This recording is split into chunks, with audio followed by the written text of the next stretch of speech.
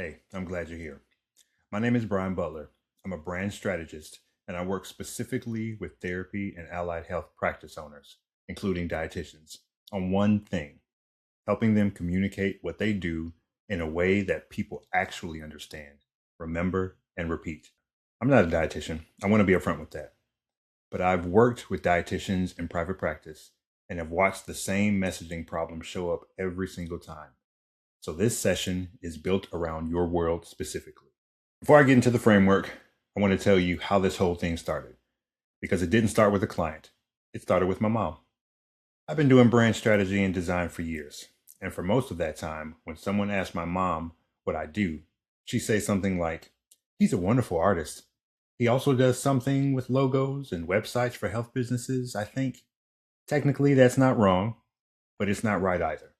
And it definitely wasn't something that was going to make the right person stop and say, "Oh, I need to talk to him." So I started asking myself a different question. Not how do I sound more professional, but how do I make my message simple enough that my mom could hear it once, remember it a week later, and say it to a stranger without getting it wrong? I realized in past attempts, I used too many insider words, jargon, and other phrases that made sense to somebody in the industry, but didn't translate to somebody outside. So solving this problem for my mom is what led to the question that built the framework that I'm going to teach you today. And every step of it applies directly to what you're trying to communicate as a dietitian in private practice. Here's what we're going to cover and what you're going to leave with. By the time we're done, you'll have three things. First, a clear standard. One simple test that tells you whether your message is actually working before you spend another hour on your website or another month posting on Instagram. Second, a 6-step framework. It's practical. There's no jargon. You don't need a marketing background to use it. You just need to be honest about who you help and why it matters. Third, a working draft. Not a polished, perfect sentence you have to live with forever. Just a clear starting point you can use, test, and refine. There's a worksheet that goes with this session. If you have it in front of you, pull it out now. We're going to use it as we go through each step. Let's start with the problem. Here's what I often see with dietitians I work with and random websites I check out from RDs online. They have their various platforms, they list their services, mention their credentials, say something like evidence-based nutrition counseling for adults, and then they wonder why the right clients aren't finding them, or why referrals dry up, or why they have to keep explaining themselves every time they meet someone new. The problem isn't that they don't know what to do. The problem is that their message only immediately makes sense to other RDs. If your ideal client has to already know what intuitive eating is to understand why they need you, your message is doing the wrong work. And it's losing people before you ever get to say a word. There are 4 patterns I see over and over: jargon, stacking, overqualification, and trying to speak to everyone. Jargon consists of words that, while technically correct, lack clarity. Intuitive eating, non-diet approach, health at every size. These mean something to you and to people already in the space. But to someone who just Googled, "Why do I keep binging at night?" they don't land the way that you think they do. Stacking is when you list everything you do, every population you serve, every method you use. It feels thorough, it actually dilutes everything. Overqualification is when you add so many caveats and disclaimers that the core message disappears. I help adults, teens, and families who struggle with their relationship with food, body image, disordered eating patterns. By the time you finish, the person you're actually trying to reach has already moved on. And then there's trying to speak to everyone, which really means you're speaking to no one. Because when a message is for everyone, it connects with no one in particular. It may sound like a cliche, but that's often how it pans out. Here's the real test, and it's one many dietitians in private practice are unknowingly failing. Could someone who heard you once, not a colleague, not a client, just a regular person, explain what you do to a stranger a week later and get it right? Not perfectly, just accurately enough that the right person would recognize themselves in the description and want to know more. That's the standard we're working toward, and it's simpler than most people expect. Your message is working when 4 things are true. 1, someone can hear it once or twice and retain the core idea. 2, they can repeat it a day or even a week later without having to look anything up. 3, They can say it to a stranger without feeling embarrassed or having to stop and explain it first. 4, even if they paraphrase it, even if they don't get every word right, the point still comes across correctly. That's a high standard. It's also the only standard that actually matters for your practice, because the people who refer clients to you, the people who tell their friends about you, the people who find you and immediately feel like you're the right fit, they're working off a version of your message that survived being passed on. I call this the mom standard. Not because your mom is your ideal client, but because if your mom can explain what you do and the right person recognizes themselves in that explanation, you have a message that works. Her job isn't to sell you, it's to introduce you accurately. That's it. And if she can do that, everyone else can too. Now, let's build it. Here are your 6 steps. Step 1 is not a polished answer, it's a raw one. Open your worksheet to step 1 and write down whatever comes out when someone asks you what you do, and you have 10 seconds to answer. Don't edit it, don't improve it, just write the first thing that comes out. For a more natural first pass, grab your phone, open up the voice memo app or an equivalent app, and answer the question. Here's why this matters. The unedited version tells you everything. It shows you which words you default to, where you over-explain, and what you actually believe your work is all about. For example, let's follow a dietitian named Sarah. She specializes in intuitive eating and works primarily with women who have spent years cycling through diets and are exhausted by it. Sarah's raw answer to the question is this: I'm a registered dietitian. I practice intuitive eating and help clients heal their relationship with food using a non-diet, health at every size approach. That's accurate. It's also full of language that requires translation. So hold on to it. We're going to rebuild it by the end of step 6.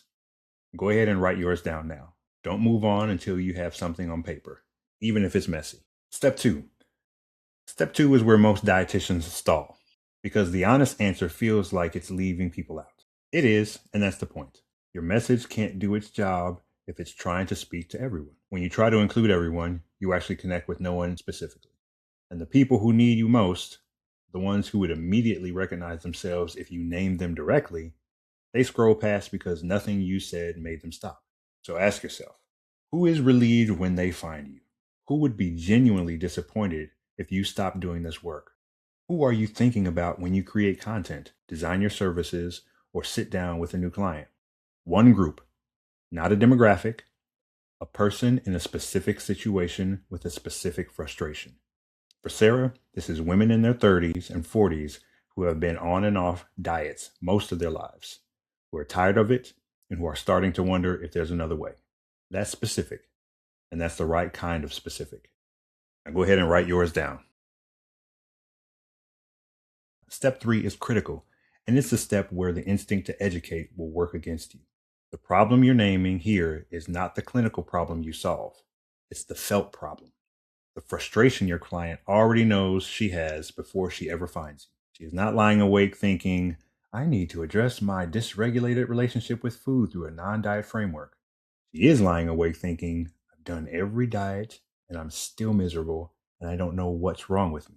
Those are 2 very different sentences. One requires her to understand your language, the other meets her where she already is. Sarah's sentence might sound something like, they've tried everything, every diet, every program. They lose weight and gain it back. They feel guilty after every meal, and they're starting to believe this is just what their life is going to be. Now that's a felt problem. That's what stops someone mid-scroll. Name that, write it down. Step 4 is about the outcome.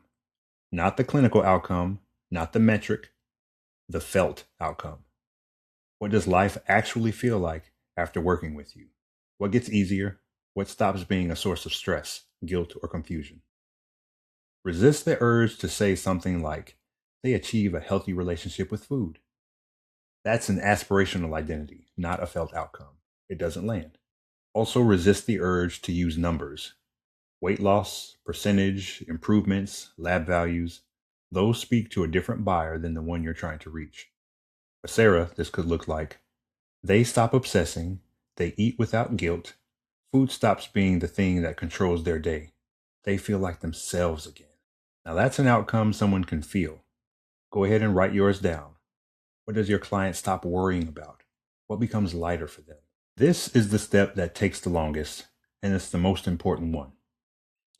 Imagine explaining what you do to someone with no nutrition background. Not a client, not a colleague, your neighbor, your cousin, someone at the dinner party who asks what you do and genuinely wants to understand. Try it once. Then try it again without using any word that requires explanation. No intuitive eating, no non-diet approach, no health at every size, no attuned eating, no acronyms, no method names. Just plain language. What you do and why does it matter to the person you help? Sarah's first try might look like, I help women heal their relationship with food using intuitive eating principles. A better second try might sound like, I help women who are exhausted from dieting learn how to eat without guilt or obsession, so food stops running their life. Feel the difference? The second one doesn't need a translation. Write yours down.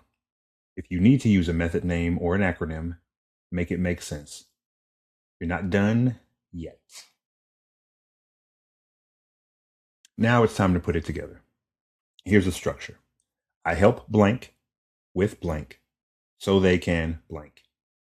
Specific people, problem they already feel, outcome that matters. That's it. Let's see what this looks like for Sarah. Before, I'm a registered dietitian. I practice intuitive eating and help clients heal their relationship with food using a non-diet, health at every size approach.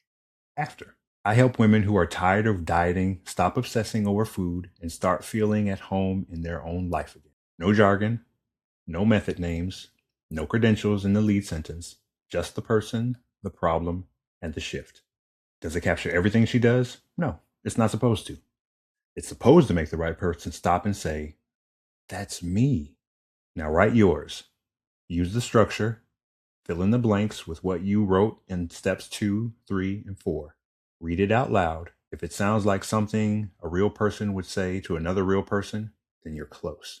Before you lock anything in, run it through 3 questions. 1. Could someone repeat this accurately after hearing it once? If you have to explain it, it's not ready. 2. Would the meaning survive paraphrasing? If someone gets most of it right, but not every word, does the right person still recognize themselves? 3. Does this reduce explanation or does it add to it? If your sentence creates more questions than it answers, simplify, don't add. If your answer to any of those is no, the fix is almost never to add more. It's to remove what doesn't need to be there. Message isn't finished when it includes everything. It's finished when it can't be made any clearer. Here's what I want you to do today. Not this week, today. If you haven't finished the worksheet, complete steps 1 through 4 first. That's your raw material. Then draft your sentence using the structure from step 6. Don't overthink it. A rough draft you can test is more valuable than a perfect sentence you never finish. Then go ahead and test it. Read it to someone outside your field, a partner, a friend, a family member, a random person on the street. Tell them nothing else. Just read the sentence and ask, could you tell someone else what I do based on that? Would you understand who I help? Their answer will tell you more than any marketing course ever will. Then go ahead and refine from there. Remove, don't add, and come back to the 3 questions every time you touch your messaging. Hey, I want to leave you with this. The dietitians who build practices that last aren't the ones with the most credentials. They're the ones whose work is easiest to understand, repeat, and refer. Clarity is not a marketing strategy. It's how the right people find you, choose you, and trust you without you having to chase them. Once your message passes that standard, everything else gets easier. Your website, your referral conversations, your content. All of it traces back to this one clear sentence. Thank you for being here. Now go finish that worksheet.